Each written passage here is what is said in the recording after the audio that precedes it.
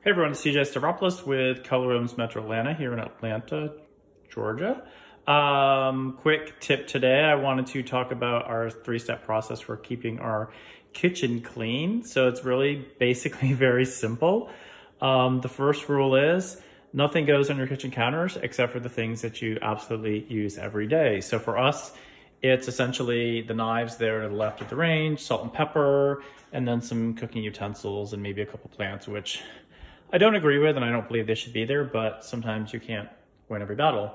That's a little radio in the corner and some technical stuff for running our house with Alexa, as well as a security camera. But basically, you want to keep your counters as empty as possible. Why? Number one, it makes your kitchen look less cluttered. And number two, it's easier to clean if there's nothing on your counters. You basically just wipe them down. Okay, so where does everything else go? Well, if you're fortunate enough to have a butler's pantry, that's kind of level number two.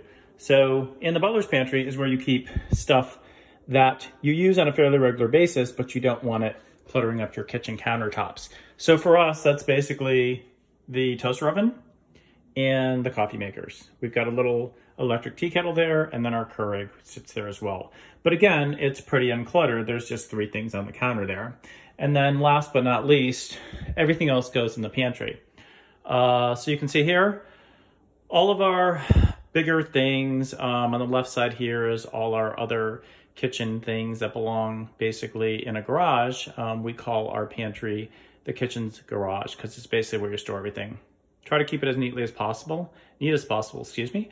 Everything has a place. If you take something away from this room, you put it back exactly where you got it, and you don't just randomly throw junk in here. So this is all the stuff that we use occasionally. There's no reason for it to be on the kitchen counter, number one. Number two, there's no reason for it to be in the butler's pantry. When you need it, you just pull out of here and use it. And then everything else in here is just kind of stored. So the nice thing about a walk-in pantry, just like a walk-in closet in your master bedroom, is that there's a ton of storage here and everything's kind of out of the way. So you don't see it when you're in your kitchen. And that's great because it's plenty of room to put stuff, and it makes your kitchen and your butler's pantry end up looking a lot more clean and neat and organized. That's my tip for the day. Hope you enjoyed.